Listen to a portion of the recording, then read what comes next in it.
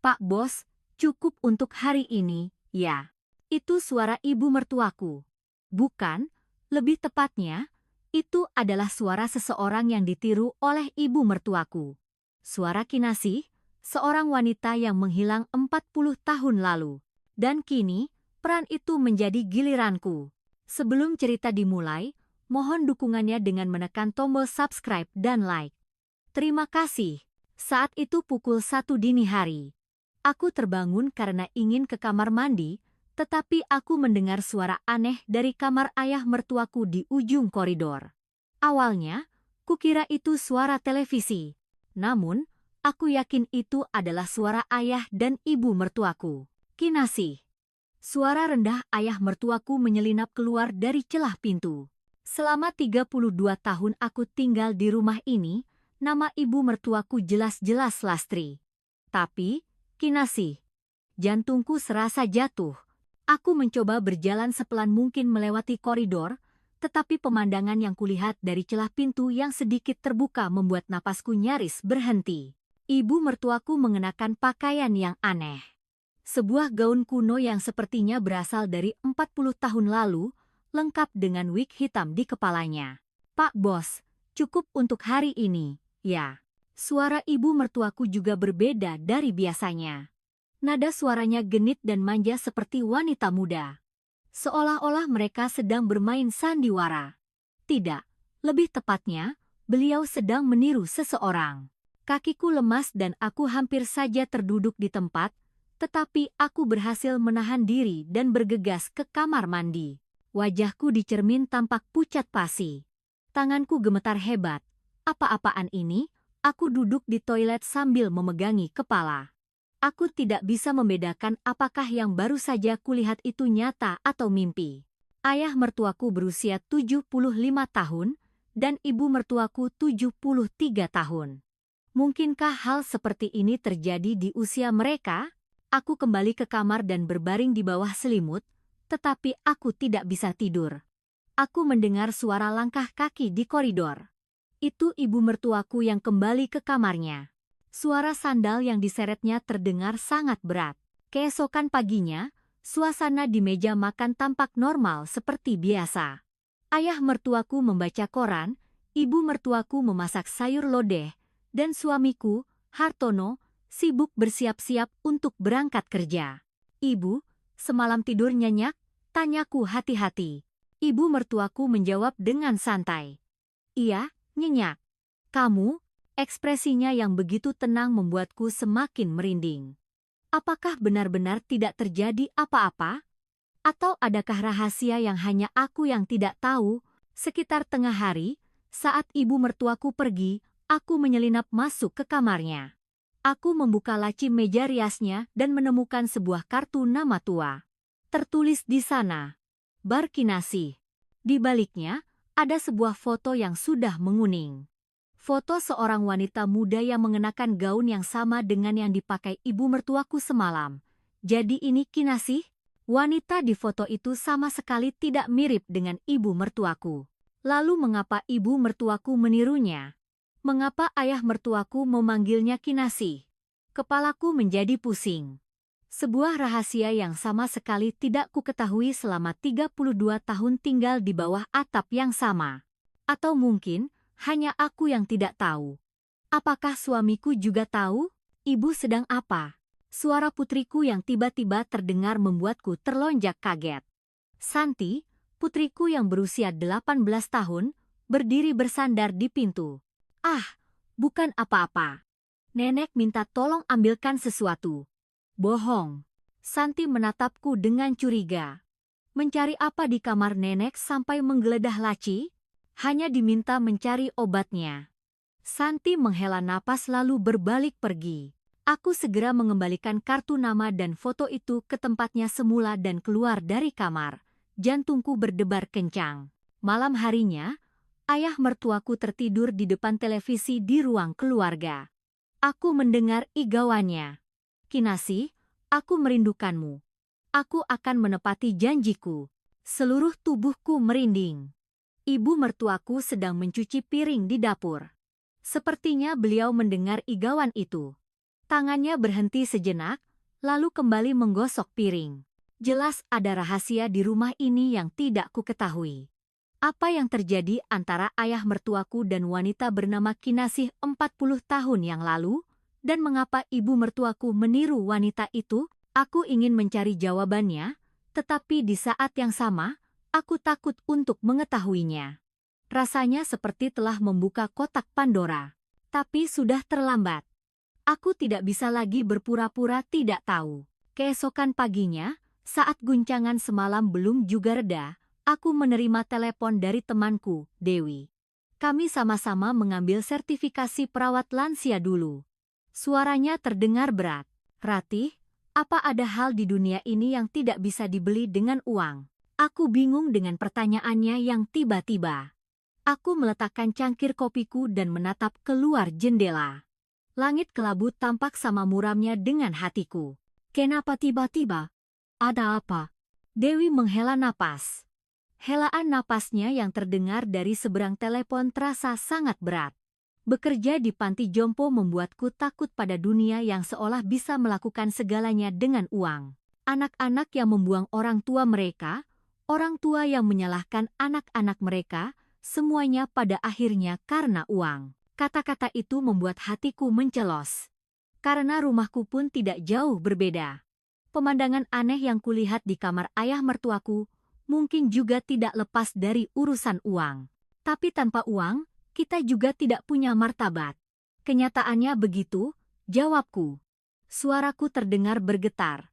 Dewi terdiam sejenak, lalu bertanya, "Keluargamu baik-baik saja?" Kamu bilang belakangan ini mereka seperti menyembunyikan sesuatu. Jantungku berdebar kencang. Aku ragu, haruskah aku menceritakan apa yang kulihat kemarin? Tapi entah kenapa mulutku terkunci. Hanya sedikit aneh. Nanti kita bertemu saja, aku ceritakan. Setelah menutup telepon, rumah terasa begitu sunyi. Ayah mertuaku tidur di kamarnya, dan ibu mertuaku pergi ke pasar.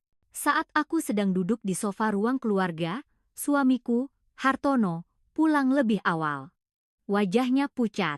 "Sayang, perusahaan benar-benar dalam kesulitan," kata Hartono sambil melonggarkan dasinya. Tangannya sedikit gemetar. Di usianya yang ke-58, ini pertama kalinya aku melihat suamiku begitu tak berdaya. Seberapa parah? Bulan ini saja nyaris tidak tertutupi. Saat mendengar angka yang disebutkannya, seluruh darahku terasa dingin. Selain rumah ini, kami tidak punya aset lain. Mungkinkah mendapatkan pekerjaan lagi di usia 58 tahun? Aku tidak bisa menjawab apa-apa. Aku mengalihkan pandanganku keluar jendela. Lampu-lampu jalan di kompleks perumahan mulai menyala satu persatu. Saat makan malam, ayah mertuaku kembali mengucapkan hal aneh. "Kinasih hari ini tidak datang, ya? Padahal sudah janji." Wajah ibu mertuaku menegang sesaat, lalu beliau memaksakan senyum. "Bapak, saya Lastri.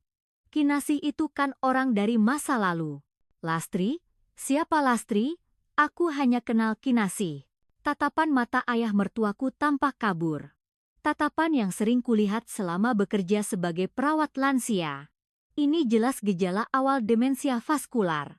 Ingatan masa lalunya jelas, tetapi ia tidak mengenali masa kini. Beliau hanya mencari Kinasih karena ingatan pada masa itu yang paling kuat, bisikku pada ibu mertuaku. Beliau mengangguk. Sudut matanya tampak basah. "Kita butuh perawatan profesional, Bu. Harus dibawa ke rumah sakit." "Berapa biayanya?" Pertanyaan realistis ibu mertuaku membuatku terdiam. Biaya pengobatan demensia, biaya panti jompo. Memikirkannya saja sudah membuat pusing. Malam semakin larut, tapi aku tidak bisa tidur. Pukul 2 dini hari, aku kembali mendengar suara langkah kaki di koridor. Itu ibu mertuaku. Langkah kakinya yang berat menuju kamar ayah mertuaku. Aku menarik selimut hingga menutupi kepala, tetapi aku tidak bisa mengabaikan suara yang terdengar. "Kinasih." Suara ayah mertuaku menyelinap keluar, dan jawaban ibu mertuaku, "Iya, Pak Bos. Aku di sini." Saat itu aku sadar. Ibu mertuaku, dengan caranya sendiri, sedang mencintai ayah mertuaku. Dengan membuang harga dirinya dan meniru wanita lain. Entah itu cinta, kasihan, atau hanya kewajiban. Tapi ini tidak normal. Apa yang sedang terjadi pada keluarga kami? Dan di tengah pusaran rahasia ini, apa yang harus kupilih? Membuka album foto tua yang kutemukan di kamar ibu mertuaku, napasku nyaris berhenti. Di sana ada foto ayah mertuaku 30 tahun yang lalu. Seorang pengusaha parubaya dengan setelan jas yang pas di badan, tersenyum cerah di depan mobil mewah. Presiden direktur perusahaan dengan omzet miliaran per tahun, ya. Gumamku membaca catatan di belakang foto. Tahun 1995, ayah mertuaku adalah seorang raksasa di industri distribusi. Sangat berbeda dengan sosoknya sekarang yang bungkuk dengan tatapan mata yang kabur. Halaman berikutnya penuh dengan foto-foto pesta glamor. Hotel mewah, bar kelas atas, dan ada juga foto dengan plang bar kinasih. Wanita-wanita muda menuangkan minuman untuk ayah mertuaku. Dulu beliau benar-benar hidup seperti raja. Senyum pahit tersungging di bibirku. Sekarang, karena demensia, beliau bahkan tidak bisa membedakan masa lalu dan masa kini. Aku keluar ke ruang keluarga dan melihat Hartono sedang menghela napas di depan tumpukan dokumen. Keringat di dahinya berkilauan di bawah lampu. Aset ruko ayah yang senilai 5 miliar itu satu-satunya yang kita punya, suara Hartono bergetar. Utang yang menumpuk karena kegagalan bisnisnya sudah mencapai 3 miliar. Setiap bulan bunganya saja 20 juta. Kalau rumah ini juga hilang, kita tidak punya tempat tinggal lagi, kata ibu mertuaku sambil keluar dari dapur. Tangannya yang keriput memainkan celemeknya, pemandangan yang menyedihkan. Hari itu hasil pemeriksaan medis keluar. Dokter saraf menggelengkan kepala sambil melihat rekam medis. Benar demensia vaskular. Kondisinya akan semakin memburuk, udara dingin di ruang praktik itu terasa menekan paru-paruku. Apakah harus kami titipkan di panti jompo, Dok? Tanya Hartono. Apakah kalian sanggup membiayainya? Pertanyaan realistis dokter membuat kami semua terdiam. Sepertinya merawatnya di rumah adalah satu-satunya pilihan, kata ibu mertuaku lemas. Lalu beliau menatapku. Ratih kan punya sertifikat perawat lansia. Semua mata tertuju padaku. Jantungku mencelos. Sertifikat yang kuambil 25 tahun lalu. Karena kesibukan mengurus rumah tangga, aku hampir tidak punya pengalaman praktik. Dulu aku benar-benar berpikir itu adalah pekerjaan yang mulia, gumamku dalam hati. Kemana perginya semangat dan idealisme masa mudaku? 32 tahun pernikahan. Yang tersisa hanyalah rumah yang kosong dan mertua yang menua. Apa yang telah hilang dariku di rumah ini? Aku berdiri di depan cermin, menatap diriku sendiri. Seorang ibu rumah tangga berusia 58 tahun. Wanita paruh baya biasa yang tidak istimewa. Rasanya identitas diriku goyah. Malamnya, kami mengadakan rapat keluarga. Kami berempat duduk mengelilingi meja makan. Keheningan yang berat menyelimuti kami. Sepertinya aku yang harus melakukannya. Aku membuka suara lebih dulu. Tidak ada pilihan lain. Hartono sibuk mengurus perusahaannya, dan ibu mertuaku sudah berusia 73 tahun. Maafkan aku, sayang. Hartono menggenggam tanganku. Tangannya yang kasar terasa bergetar. Malam itu, aku membuka kembali buku panduan perawat lansia. Membolak-balik halaman buku yang berdebu, aku mencoba mengingat kembali. Perawatan pasien demensia, bantuan aktivitas sehari-hari, dukungan emosional. Apa aku bisa? Rasa cemas menyergapku. Tapi tidak ada pilihan lain. Ini menyangkut kelangsungan hidup keluarga kami. Pukul 3 dini hari, suara kembali terdengar dari kamar ayah mertuaku. Kali ini, suara tangisan. Kinasih, kenapa kamu tidak datang? Kamu sudah janji. Disusul suara ibu mertuaku yang menenangkan. Saya Kinasih. Saya di sini. Suara memilukan itu membuat hatiku teriris. Pasangan yang telah hidup bersama selama 70 tahun kini hancur seperti ini. Perasaan cinta dan kasihan yang tidak bisa dibedakan saling tumpang tindih. Cahaya fajar yang samar mulai masuk dari jendela. Hari baru telah dimulai. Tapi bagi keluarga kami, ini terasa seperti awal dari sebuah terowongan yang gelap. Di tengah semua rahasia dan penderitaan ini, apa yang bisa kami pertahankan? Dan sampai sejauh mana aku bisa melangkah? Pukul 4 dini hari, aku terbangun oleh suara gaduh dari ruang keluarga. Hartono juga langsung terbangun.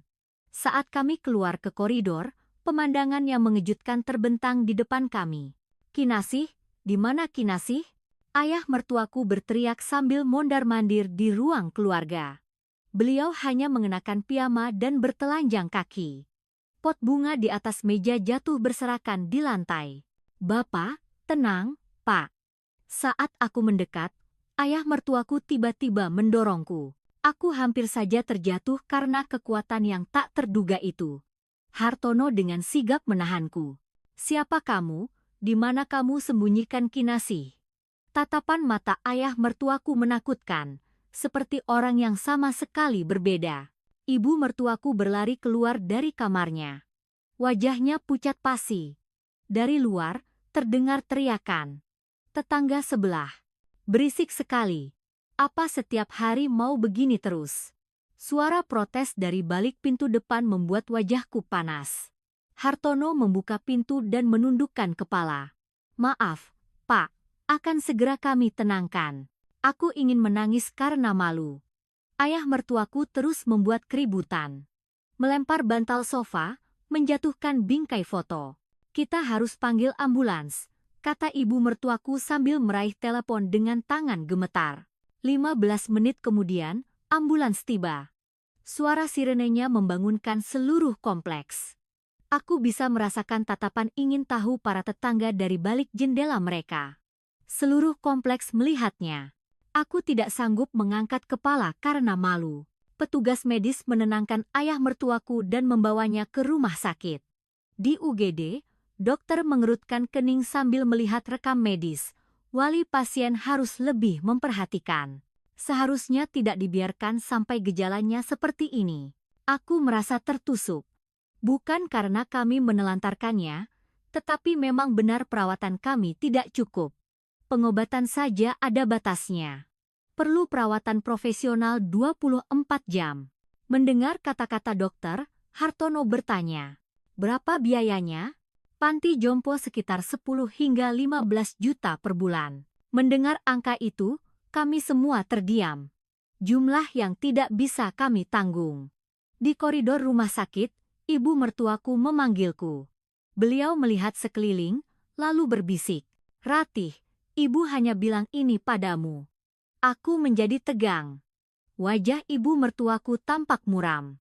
40 tahun lalu, bapakmu pacaran dengan wanita bernama Kinasih. Napas terasa sesak.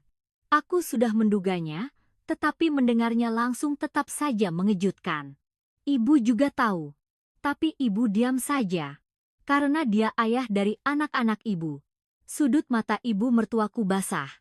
Rahasia yang dipendamnya di dalam hati selama 40 tahun. Kinasih itu seorang penyanyi di bar kelas atas. Bapakmu sangat mencintainya. Tapi wanita itu tiba-tiba menghilang. Aku penasaran dengan kelanjutan ceritanya, tetapi ibu mertuaku tidak melanjutkan. Beliau hanya menghela napas dalam-dalam. Akhir-akhir ini, hanya ingatan itu yang jelas. Katanya demensia memang begitu. Bisa jadi, Bu, jawabku.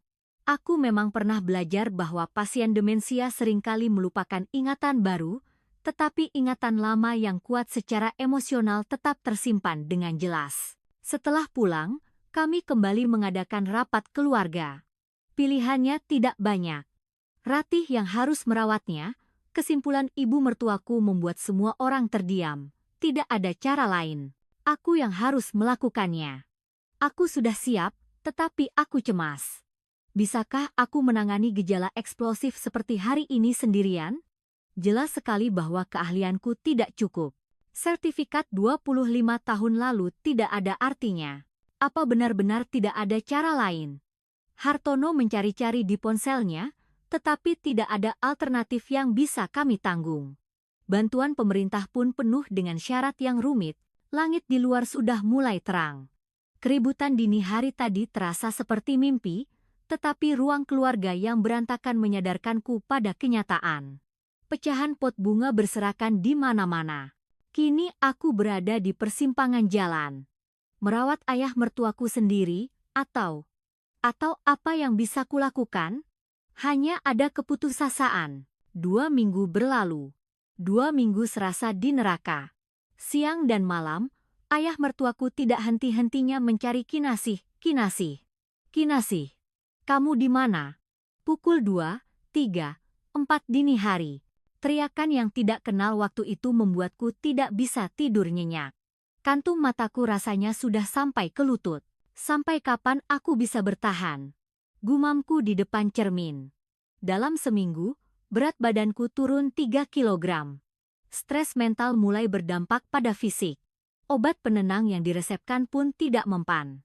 Setelah minum obat, beliau tenang sejenak, tapi 1 atau 2 jam kemudian keributan dimulai lagi. Keterbatasanku karena kurangnya pengetahuan profesional sangat jelas. Saya benar-benar minta maaf. Akan segera kami atasi. Lagi-lagi tetangga sebelah protes. Sudah yang keempat kalinya bulan ini. Surat peringatan dari kantor pengelola juga datang. Aku bisa merasakan kemarahan para tetangga yang sudah tidak tahan lagi. Sore itu, ibu mertuaku memanggilku dengan tenang. Wajahnya pucat, tidak seperti biasanya. Beliau menutup pintu dan memintaku duduk. Ratih, ini permintaan terakhir ibu. Suaranya bergetar. Firasat buruk menyelimutiku. Bisakah kamu berpura-pura menjadi Kinasih? Seketika aku tidak percaya dengan telingaku. Apa aku tidak salah dengar? Apa? Maksud ibu? Bapakmu menginginkan hubungan seperti itu. Kamu tahu kan? Kata-kata ibu mertuaku membuat seluruh tubuhku membeku. Aku sempat berpikir, tidak mungkin maksudnya seperti itu, tapi ekspresi wajahnya mengatakan segalanya. Tidak masuk akal. Bagaimana mungkin ibu meminta hal seperti itu? Aku langsung berdiri dari kursi. Kakiku gemetar. Ibu mertuaku menggenggam tanganku.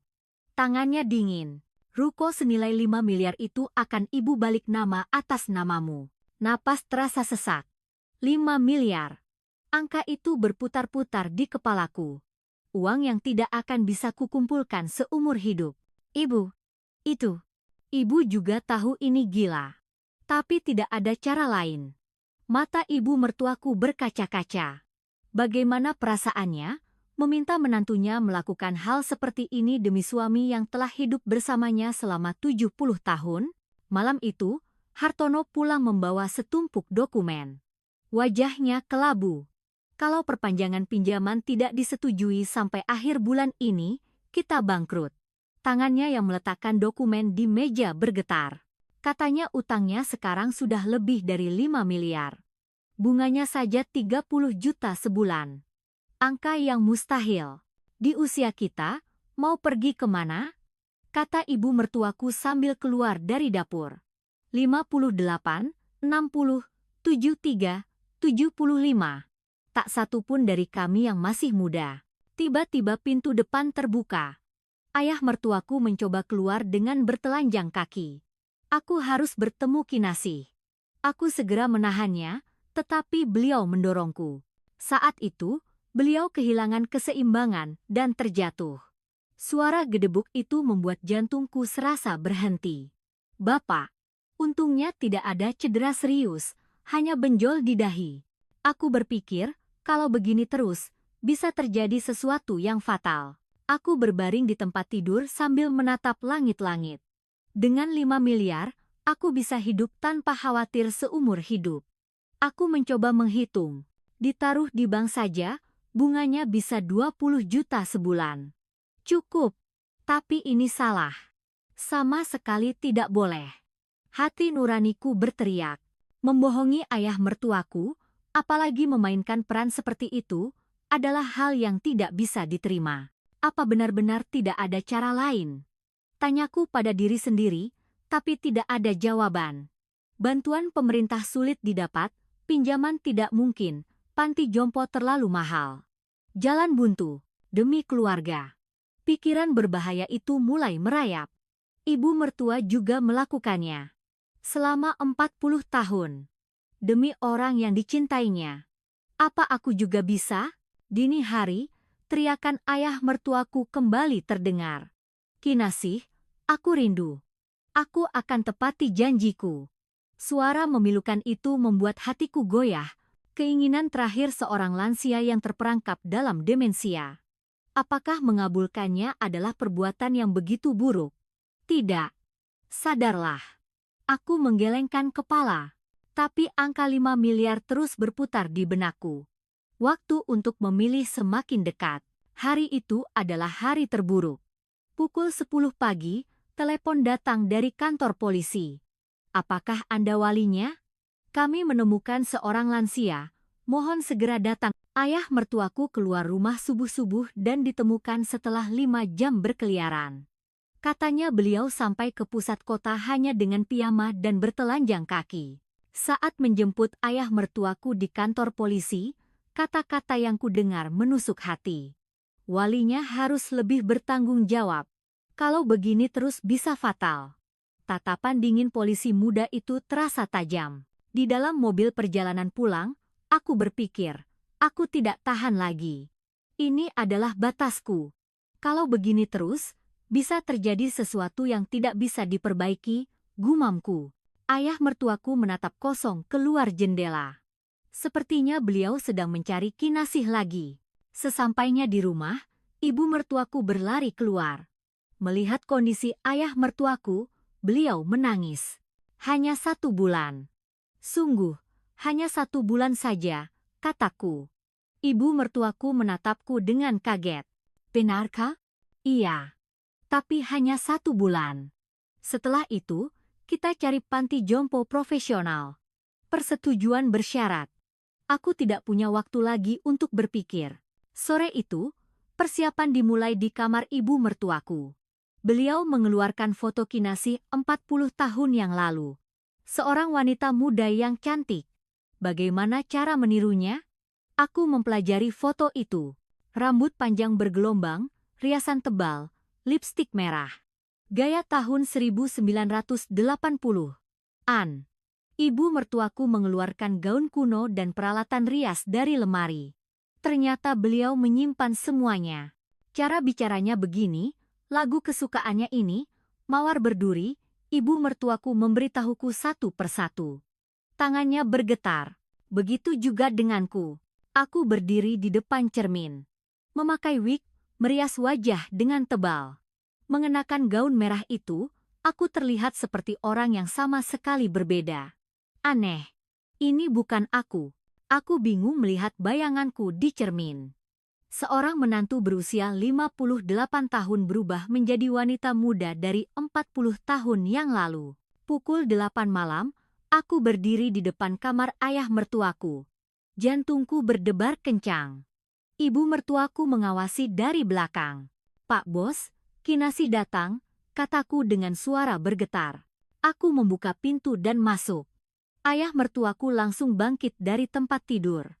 Matanya berbinar. Tatapannya yang kabur karena demensia tiba-tiba menjadi jernih. Kinasih, kamu benar-benar datang. Ayah mertuaku memelukku. Seluruh tubuhku kaku. Bau rokok dan obat yang bercampur menusuk hidungku. Aku rindu. Sungguh, aku sangat merindukanmu. Suara ayah mertuaku bercampur isak tangis. Saat itu, perasaan yang tak terduga muncul. Apakah ini rasa kasihan? Atau rasa bersalah? Pak Bos, harapku, ayah mertuaku menangkup wajahku dengan kedua tangannya. Cantiknya. Masih sama seperti dulu. Tangan ayah mertuaku membelai rambutku. Aku cemas kalau wignya terlepas. Kinasih, ayo kita seperti dulu lagi. Ayah mertuaku menggenggam tanganku. Aku takut, karena aku tahu apa artinya. Bagaimana ini? Aku panik, tapi tidak bisa menolak. Ayah mertuaku menarik tanganku dan duduk di tepi tempat tidur. Duduk sini, Kinasih. Dengan hati-hati aku duduk di sebelahnya. Ayah mertuaku meletakkan tangannya di bahuku. Tubuhku gemetar. Nyanyikan lagu itu. Lagu kita dulu. Untungnya, hanya lagu. Aku menyanyikan mawar berduri yang diajarkan ibu mertuaku dengan suara pelan. Ayah mertuaku mendengarkan sambil memejamkan mata. Wajahnya tampak damai. Gejala eksplosifnya hilang begitu saja. Apa yang sedang kulakukan? Sambil bernyanyi, aku merasa bingung. Aku sedang membohongi ayah mertuaku yang menderita demensia. Tapi melihatnya begitu tenang. Apa ini akan berakhir hanya dengan sekali ini? Aku cemas. Ayah mertuaku pasti akan mencari Kinasih setiap malam. Haruskah aku terus memainkan peran ini? Perhitungan egois melintas di benakku. Jika aku bertahan 1 bulan, 5 miliar akan menjadi milikku. Uang yang bisa menyelamatkan keluarga. Ayah mertuaku tertidur, masih menggenggam tanganku erat. Dengan hati-hati aku melepaskan tanganku dan bangkit. Saat keluar kamar, ibu mertuaku sudah menunggu. Kami hanya saling menatap tanpa kata. Kami berdua tahu, kami telah melewati batas. 1 bulan berlalu. Aku bertemu Dewi di sebuah kafe. Sudah lama sekali aku tidak keluar rumah. Aroma kopi menggelitik hidungku. Ratih, kamu kelihatannya beda sekarang. Dewi menatapku lekat. Tatapannya tajam. Aku merasa cemas. Wajahmu lebih bersinar. Ada kabar baik?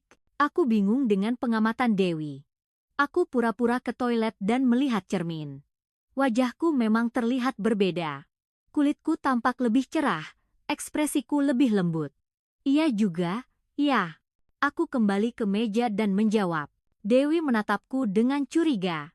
Bagaimana keadaan ayah mertuamu? Sudah membaik. Sambil menjawab, aku merasakan sedikit kebanggaan. Karena ayah mertuaku memang sudah stabil. Tentu saja, caranya tidak bisa kuceritakan. Bagaimana bisa secepat itu? Demensia tidak mudah membaik. Ekspresi heran Dewi membuat tenggorokanku tercekat. Sebagai mantan perawat lansia, Dewi sangat paham tentang demensia. Aku hanya merawatnya dengan tulus, jawabku sekenanya. Aku memainkan cangkir kopi sambil menghindari tatapannya. Dewi menghela napas. Hidup sendiri memang bebas, tapi sepi. Tiba-tiba Dewi mengganti topik. Pengakuan jujur dari seorang wanita 57 tahun yang bercerai dan hidup sendiri.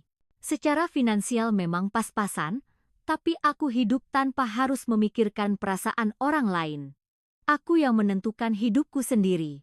Aku iri dengan kemandirian Dewi. Seumur hidup, aku hanya hidup sebagai menantu dan istri seseorang. Aku juga suatu saat nanti. Aku membayangkannya. Ruang pribadi, waktu yang bebas. Tapi aku segera menggelengkan kepala. Sekarang tidak mungkin. Aku sadar akan kenyataan. Aku harus merawat ayah mertuaku dan menjaga keluargaku. Dan sekarang, ada janji 5 miliar itu. Ratih, kamu itu orang baik. Itu kelebihanmu. Dewi menggenggam tanganku. Tangannya hangat. Benarkah begitu? Aku ragu. Bukankah aku penuh perhitungan? Apakah aku orang baik jika membohongi ayah mertuaku demi 5 miliar? Rasa bersalah menyelimutiku. Berbohong pada sahabat terbaikku. Menyakitkan sekali menyembunyikan rahasia dari Dewi yang sudah 30 tahun bersahabat denganku. Ratih, kalau ada masalah, cerita saja. Kita ini siapa? Kekhawatiran tulus Dewi membuatku ingin menangis. Terima kasih. Hanya itu yang bisa kuucapkan. Tenggorokanku tercekat. Suatu saat nanti, aku ingin menceritakan semuanya. Aku berjanji dalam hati, tapi bukan sekarang. Tapi aku tidak akan pernah bisa mengatakannya. Aku menyadari beratnya rahasia ini. Rahasia yang harus kubawa sampai mati. Dalam perjalanan pulang, aku berpikir. Diriku saat berperan sebagai Kinasih dan diriku yang biasa mulai berbeda. Mana yang diriku yang asli? Saat menjadi Kinasih, aku menjadi wanita muda yang ceria, bernyanyi, bersikap manja, dan memanggil ayah mertuaku Pak Bos. Sangat berbeda dengan diriku yang pendiam dan pemalu. Punya uang membuat hati jadi lapang. Aku mengakui perubahan jujur ini. Janji 5 miliar dari ibu mertuaku. Hanya dengan memikirkan akan mendapatkan uang itu, hatiku terasa tenang. Kekhawatiran tentang utang Hartono dan masa tua akan hilang. Apa aku aneh? Aku mencoba melihat diriku secara objektif. Seorang menantu yang membohongi mertua yang demensia demi uang. Dilihat dari sudut pandang orang lain, ini jelas perbuatan tercela. Tapi di saat yang sama, aku berpikir, ayah mertuaku bahagia, keluargaku menjadi tenang, dan masalah finansial akan teratasi. Jika semua orang puas, apakah ini benar-benar perbuatan yang buruk? Malam hari, waktunya berubah menjadi kinasih lagi. Di depan cermin, aku memakai wig dan merias wajah. Rutinitas yang sudah biasa. Kira-kira apa yang akan terjadi hari ini? Aku merasa cemas sekaligus sedikit bersemangat. Aku tidak tahu sampai kapan kehidupan ganda ini akan berlanjut, tapi aku sudah bertahan 1 bulan, jadi sisanya pasti bisa. Tidak, aku harus bertahan. Demi keluarga, dan sekarang, juga demi diriku sendiri. Memasuki bulan keempat, pagi itu aku berdiri di depan cermin. Akting sebagai kinasih sudah menjadi bagian dari rutinitasku. Gerakan tanganku saat memakai wig sudah sangat mahir. Sudah sangat alami sekarang. Aku sendiri terkejut. Rasanya seperti menjadi seorang aktris. Aku bernyanyi di kamar ayah mertuaku. Mawar berduri, kembali ke Jakarta, Bengawan Solo. Lagu-lagu populer 40 tahun lalu mengalir begitu saja. Ternyata aku punya bakat seperti ini. Aku heran. Seumur hidup aku tidak pernah ke karaoke, tapi sekarang aku bisa bernyanyi dengan baik. Ayah mertuaku bertepuk tangan dan tampak senang. Kinasih, suaramu semakin merdu. Pujian itu memberiku kepuasan yang aneh. Cara bicara dan gerak tubuh Kinasih sudah melekat padaku. Aku takut karena sudah terlalu terbiasa. Perasaanku campur aduk. Terkadang dalam kehidupan sehari-hari pun, aku mendapati diriku bertingkah seperti Kinasih. Saat berbicara dengan Hartono, terkadang nada manjaku keluar. Rasanya bukan lagi akting, tapi sudah benar-benar menjadi Kinasih. Batas identitasku mulai kabur. Ratih dan Kinasih, mana yang diriku yang asli? Ibu mertuaku memberiku sebuah amplop. Uang saku 20 juta sebulan. Sebanyak ini, aku terkejut. Seumur hidup bergantung pada gaji suami, kini aku menerima uang saku pribadi. Karena Ratih sudah bekerja keras. Pakailah sesukamu. Perhatian hangat ibu mertuaku membuat mataku panas. Melihat uang menumpuk di rekening membuatku tenang. Seumur hidup aku belum pernah merasa selega ini. Kepuasan material yang luar biasa. Saat berbelanja di supermarket, aku tidak lagi melihat label harga. Kebebasan untuk membeli apa yang kuinginkan terasa manis.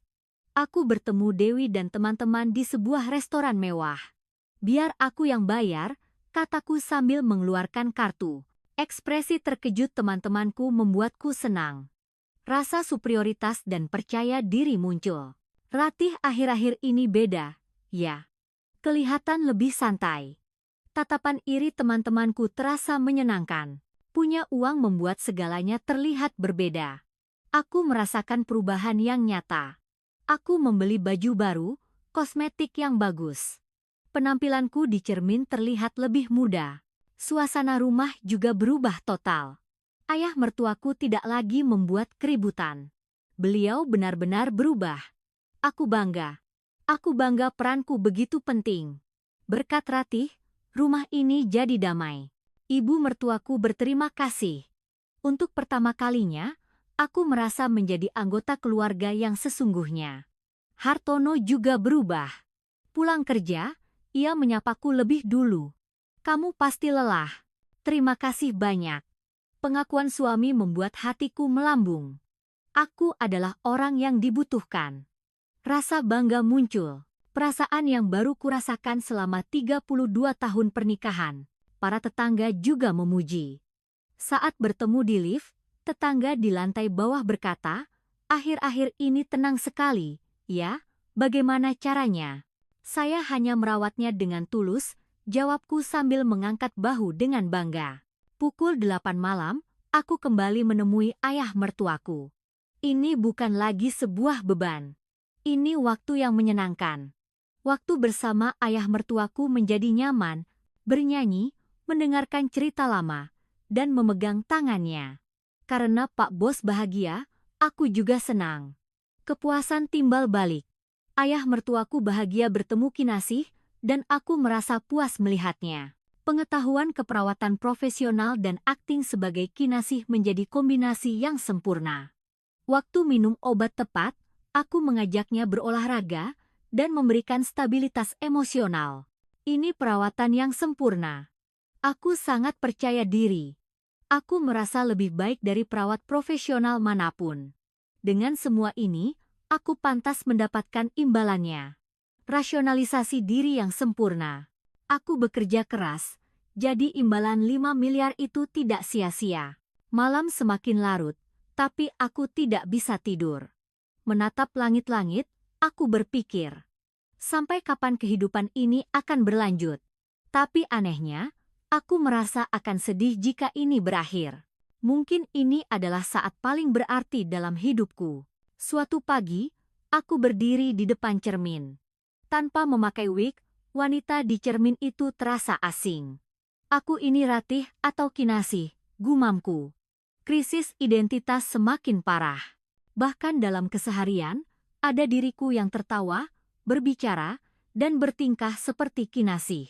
Waktunya merawat ayah mertuaku tiba.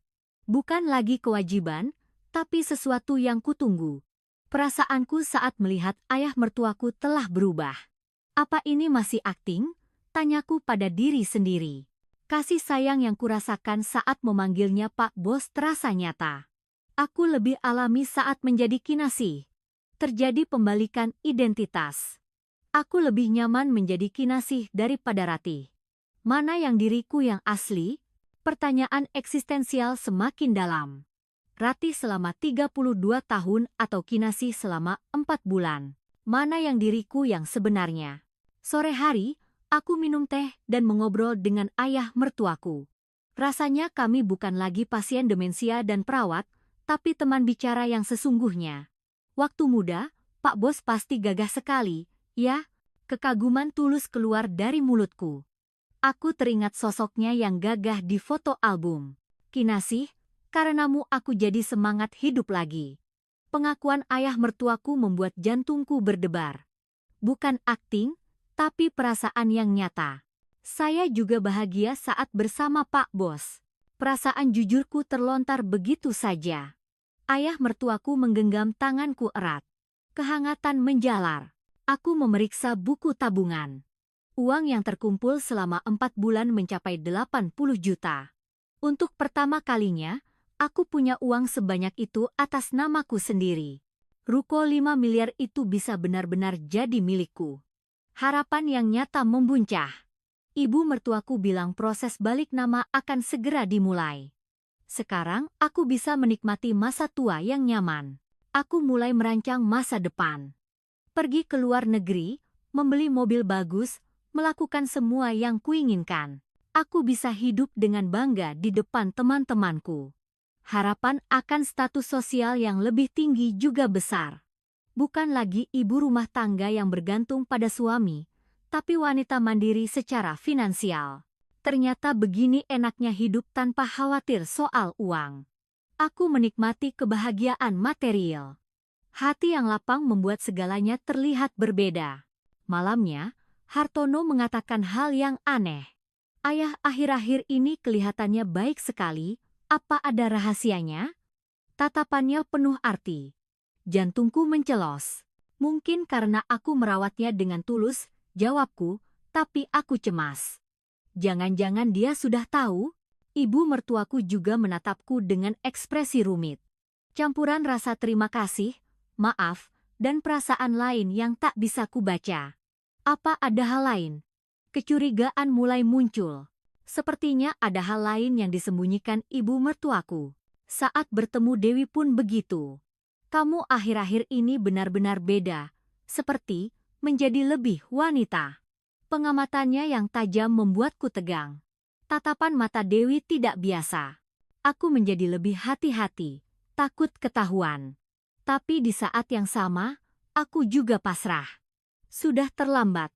Aku sudah terlalu dalam. Terlalu dalam untuk bisa keluar dari peran Kinasih.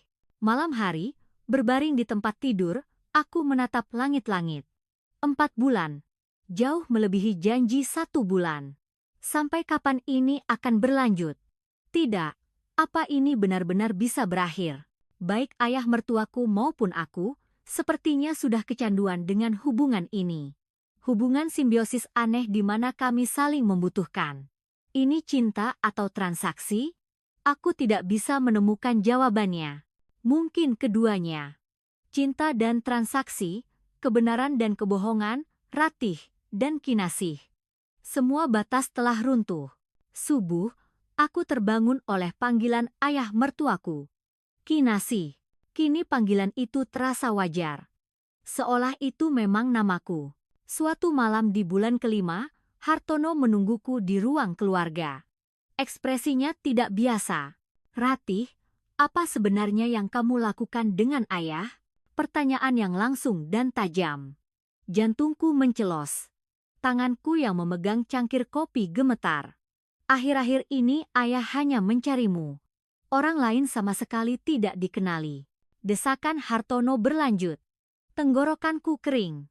Mungkin karena aku merawatnya dengan baik. Kan aku punya sertifikat perawat lansia. Alasan yang terdengar lemah. Tatapan curiga Hartono seolah menembus diriku. Jangan-jangan dia sudah tahu? Kecemasan menyergapku. Hartono bertanya lagi. Tidak ada hal aneh, kan? Maksudmu? Aku mengelak sambil berkeringat dingin. Hartono menatapku lama, lalu masuk ke kamarnya. Keesokan harinya, saat membersihkan kamar ibu mertuaku, aku menemukan setumpuk surat tua di laci terdalam. Bertanggal 40 tahun yang lalu. Saat membaca surat-surat itu, aku sangat terkejut. Itu surat-surat dari Kinasih untuk ayah mertuaku. Pak Bos, aku hamil. Tapi akan kugugurkan. Aku tidak bisa menghancurkan keluarga Pak Bos. Tanganku gemetar. Fakta mengejutkan bahwa Kinasih hamil lalu menggugurkan kandungannya. Dan setelah itu ia menghilang. Selama 40 tahun menyimpan rahasia seperti ini, pandanganku terhadap ibu mertuaku berubah. Beliau tahu semua ini dan tetap bertahan. Kalau begitu, aku hanya seorang pemeran pengganti. Rasa marah dan pengkhianatan menyelimutiku. Apa ibu mertuaku sudah merencanakan semua ini dari awal? Malam itu, saat Hartono mandi, ponselnya berdering. Aku tanpa sengaja melihat layar dan sebuah pesan mengejutkan muncul. Malam ini bertemu lagi? Aku tunggu di hotel. Pengirimnya nama wanita yang tidak kukenal. Seluruh tubuhku merinding. Kamu juga selingkuh. Guncangan dan kemarahan datang bersamaan. Pernikahan 32 tahun ini adalah sebuah kebohongan. Lalu kenapa kamu menerapkan standar moral itu padaku? Kemarahan terhadap kemunafikannya memuncak. Hartono mencurigaiku sementara ia sendiri berselingkuh. Keluargaku memang seperti ini semua. Rasa jijik terhadap seluruh keluarga menyelimutiku. Masa lalu ayah mertuaku, kesabaran ibu mertuaku, perselingkuhan Hartono, dan akting palsuku. Semua orang punya rahasia. Saat pergi ke supermarket, ibu-ibu di kompleks berbisik-bisik. Riasan Bu Ratih akhir-akhir ini makin tebal, ya? Lipstiknya juga merah. Bukankah dia terlalu dekat dengan mertuanya? Kelihatannya aneh. Penilaian langsung dimulai. Wajahku panas. Aku segera membayar belanjaan dan pergi. Saat bertemu Dewi pun begitu. Ratih, apa ada masalah? Kamu akhir-akhir ini aneh sekali. Intuisinya tajam. Tatapan khawatir Dewi membuatku tertekan, semua orang mencurigaiku. Aku merasakan jaring pengawasan sosial yang semakin ketat. Sepertinya aku tidak bisa menyembunyikannya lebih lama lagi. Malamnya aku menemui ayah mertuaku. Aku memainkan peran Kinasih seperti biasa, tetapi hatiku terasa berat. Kinasih, kenapa hari ini kamu terlihat sedih? Ayah mertuaku mengamati wajahku. Saat itu, air mataku jatuh. Bukan apa-apa, Pak Bos, jawabku, tetapi suaraku bergetar. Segalanya terasa hancur. Subuh, berbaring di tempat tidur, aku menatap langit-langit. 5 bulan. Janji 1 bulan pertama tidak pernah kusangka akan selama ini. Jaring itu semakin mengencang. Aku tahu, rahasia tidak bisa disembunyikan selamanya. Aku punya firasat segalanya akan meledak. Tapi aku sudah terlalu dalam. Tidak bisa keluar, tidak bisa juga melanjutkan. Dilema, suatu pagi di bulan ke-6, aku merasakan aura yang berbeda dari kamar ayah mertuaku. Saat kubuka pintu, ayah mertuaku sedang berdiri di dekat jendela. Punggungnya tegap. Ratih. Suara yang memanggilku saat beliau berbalik benar-benar berbeda. Suara yang jernih dan normal. Bukan tatapan kabur karena demensia, tapi bola mata yang jernih menatapku. Apa yang sudah kulakukan padamu? Pertanyaan ayah mertuaku membuat seluruh tubuhku membeku. Beliau ingat semua yang terjadi selama 6 bulan.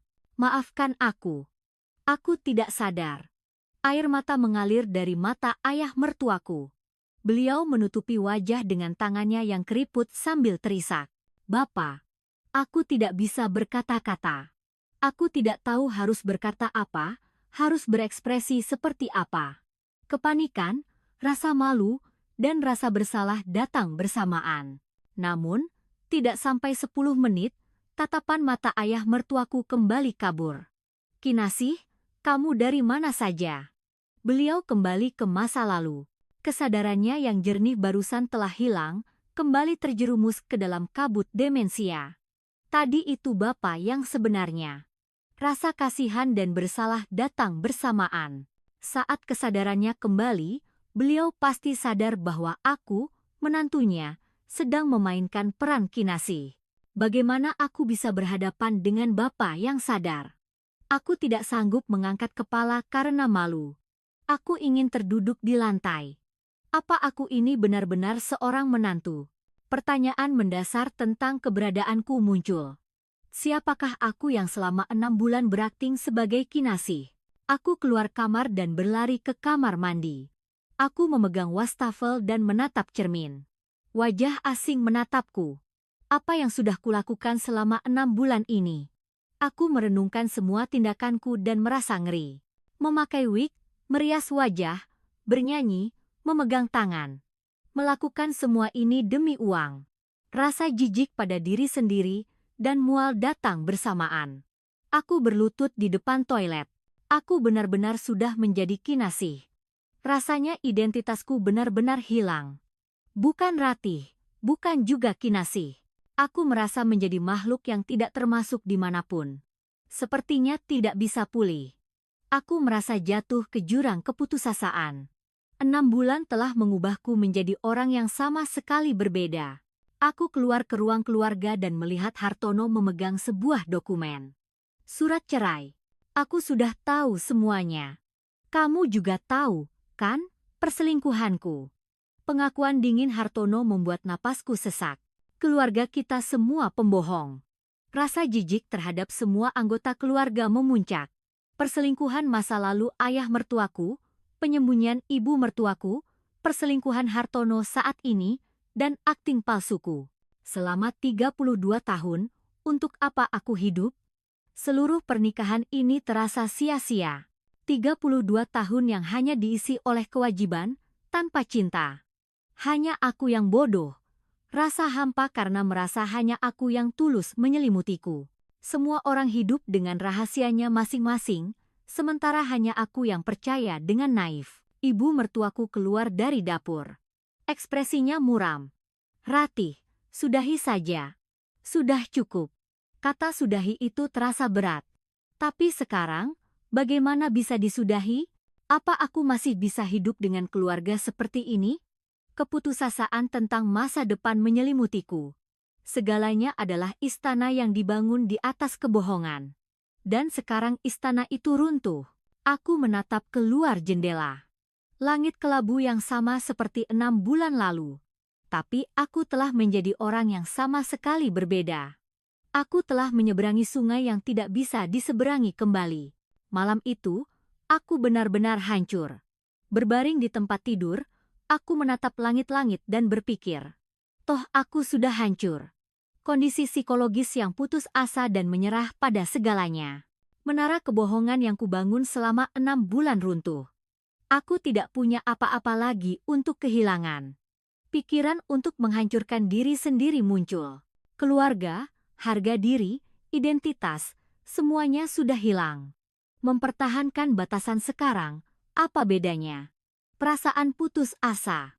Aku sudah melewati batas yang tidak seharusnya dilewati, sekarang mau apa lagi? Ini yang terakhir. Sungguh yang terakhir.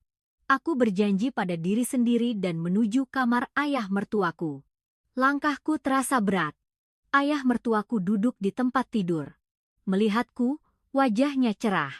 Kinasih, aku mencintaimu. Sungguh, aku mencintaimu. Pengakuan tulus ayah mertuaku membuat hatiku teriris. Cinta terakhir seorang lansia yang menderita demensia. Entah itu nyata atau palsu, baginya itu adalah segalanya. Aku juga, Pak Bos. Perasaan putus asa dan rumit saling tumpang tindih. Entah itu kasihan, rasa bersalah, atau keterikatan aneh yang terbangun selama 6 bulan, aku tidak bisa membedakannya.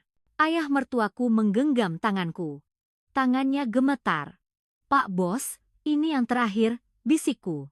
Ayah mertuaku mungkin tidak mengerti, tapi ini adalah janji pada diriku sendiri. Benar-benar berakhir. Aku pasrah. Aku tahu, aku tidak bisa melanjutkan hubungan ini. Aku keluar kamar dan berdiri di depan cermin kamar mandi.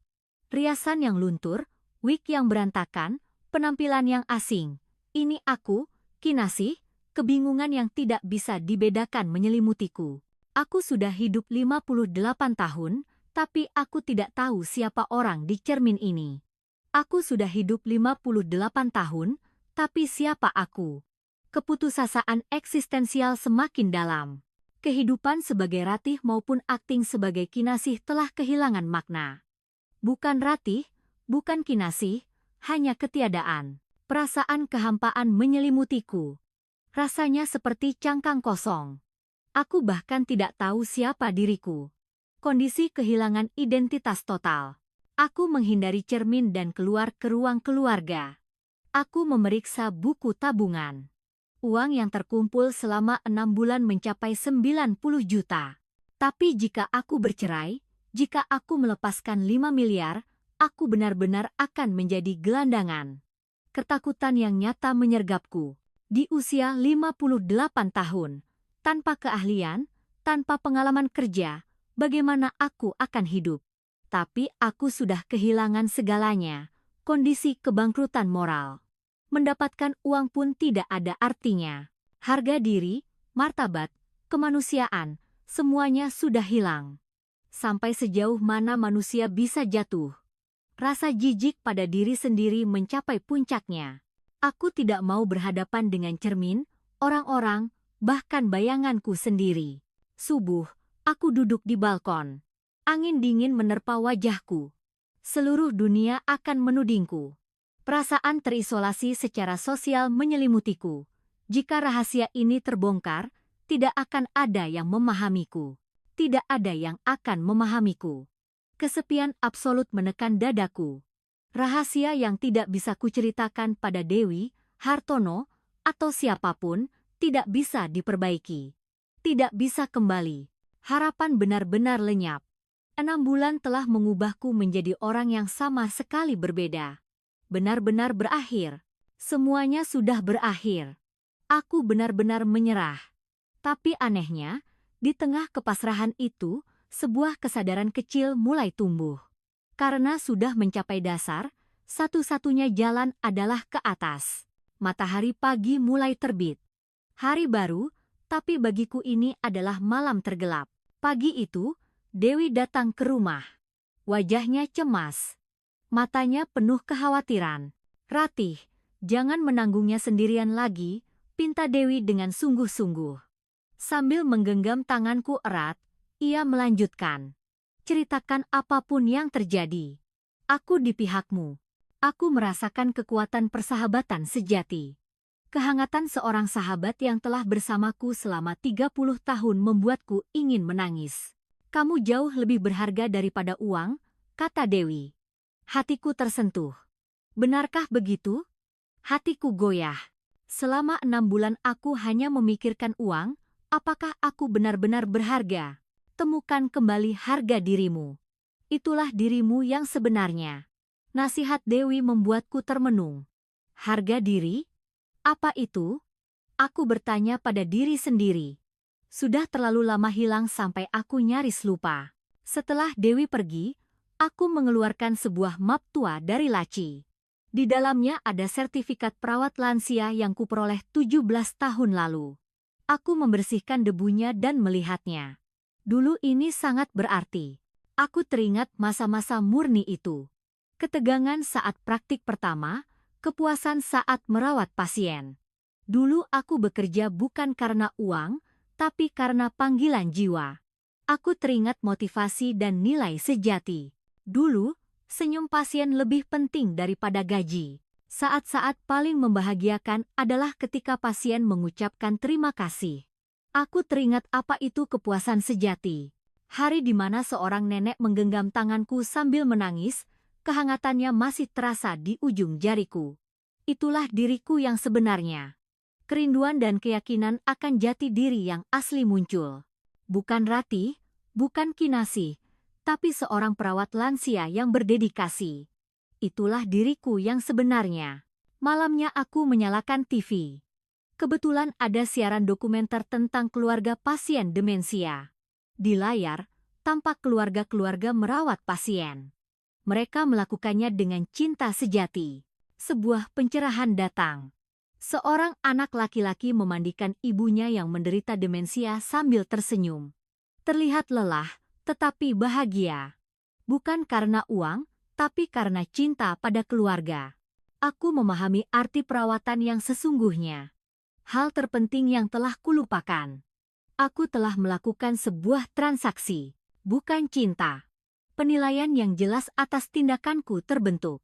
Selama 6 bulan aku membohongi ayah mertuaku dan berakting demi uang.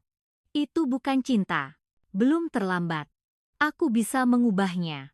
Secercah harapan muncul. Seperti keluarga di dokumenter itu, aku bisa memulai perawatan dengan hati yang tulus. Malam semakin larut, tapi aku tidak bisa tidur. Kali ini bukan karena putus asa. Tekad baru membara di dalam dada. Mari kita perbaiki sekarang juga. Keinginan kuat untuk berubah muncul. Aku tidak mau lagi hidup dalam kebohongan. 5 miliar? Harga diriku lebih berharga. Nilai-nilai hidupku menjadi jelas. Aku sadar ada hal-hal yang tidak bisa dibeli dengan uang.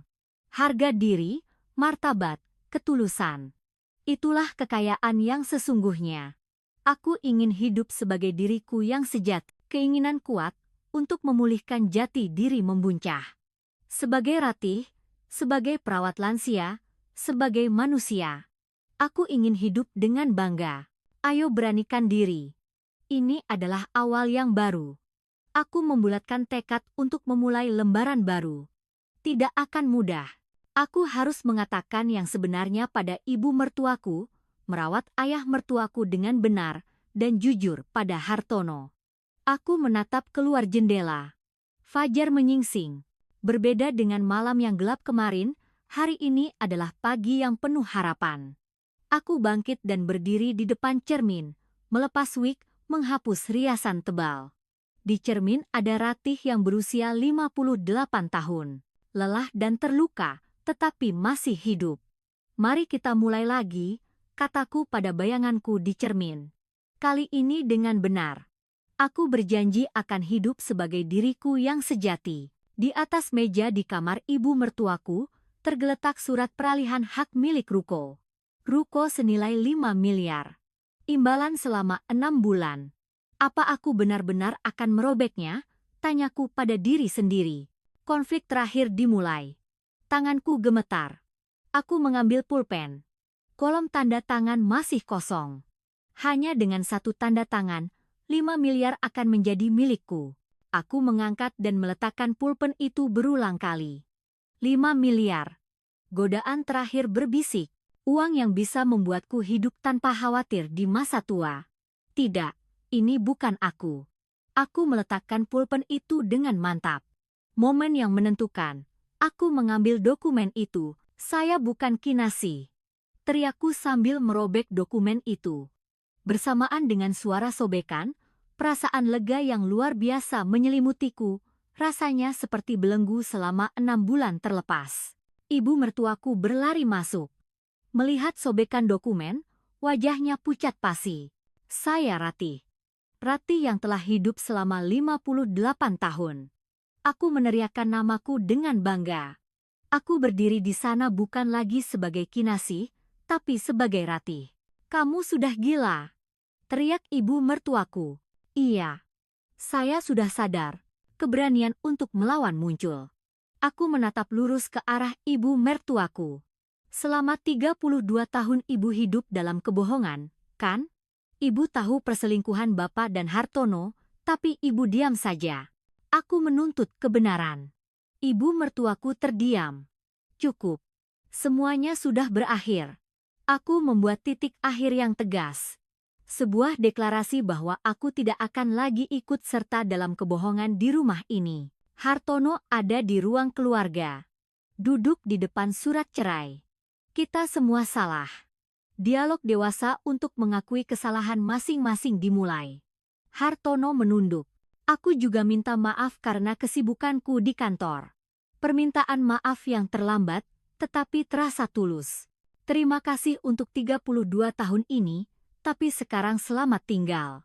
Aku mengucapkan selamat tinggal dengan tenang, tanpa dendam. Tidak ada kebencian, tidak ada penyesalan. Mari kita jalani jalan kita masing-masing. Sebuah pengertian terakhir untuk satu sama lain. Hartono mengangguk. Aku pergi ke kamar ayah mertuaku untuk mengucapkan selamat tinggal yang terakhir. Bapak, saya benar-benar minta maaf. Permintaan maaf dan penyesalan yang tulus. Ayah mertuaku menatapku. Kinasih, jangan pergi. Beliau masih salah paham. Hatiku sakit. Semoga Bapak bahagia, ucapku sebagai salam terakhir.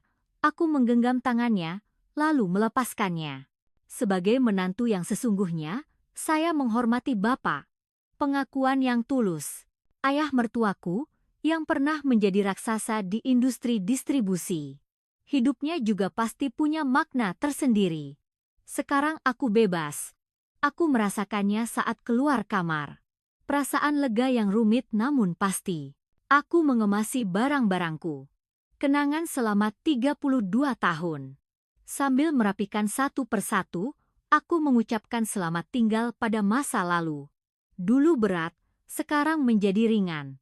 Aku kehilangan materi, tetapi hatiku lega. Aku tidak butuh 5 miliar atau rumah ini. Aku butuh diriku yang sejati.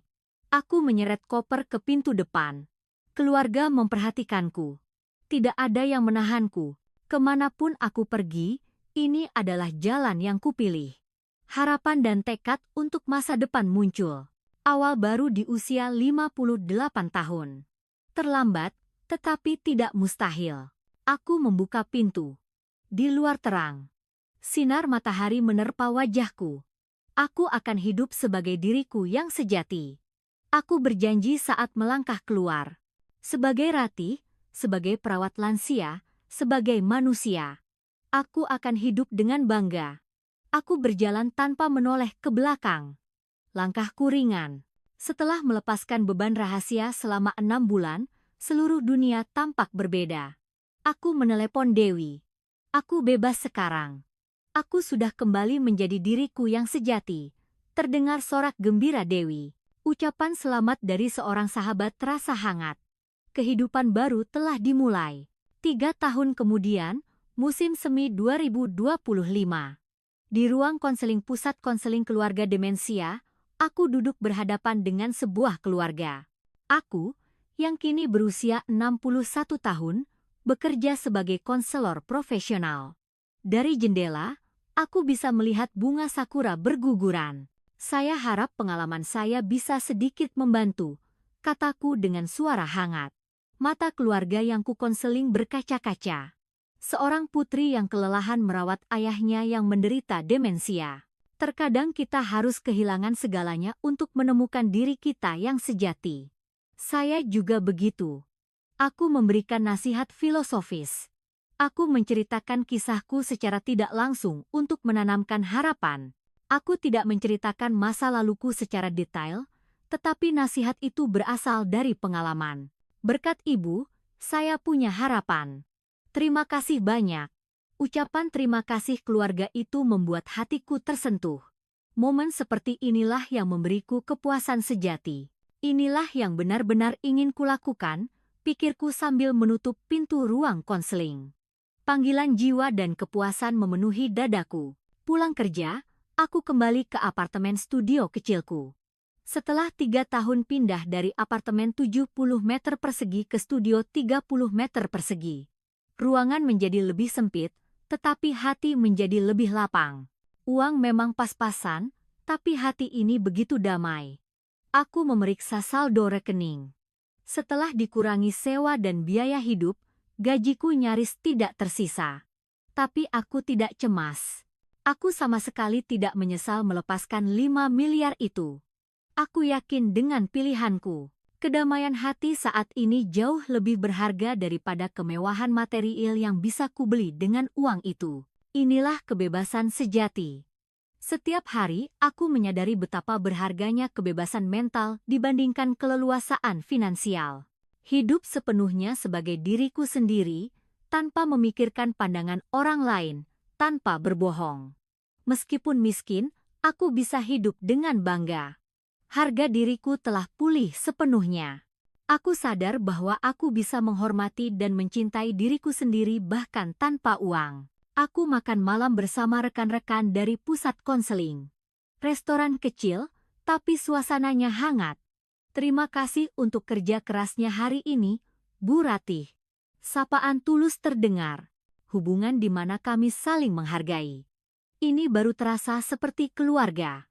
Aku merasakan rasa memiliki yang sejati di tempat kerja. Kehangatan yang tidak pernah kurasakan selama 32 tahun di rumah mertuaku. Aku bertemu Dewi. Kini kami bertemu seminggu sekali. Terima kasih banyak sudah menyadarkanku waktu itu. Aku berterima kasih dengan tulus. Tanpa Dewi, aku mungkin masih terjebak dalam jaring itu.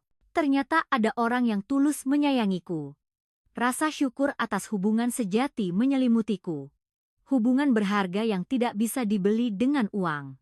Suatu hari, aku tidak sengaja bertemu dengan mantan tetanggaku.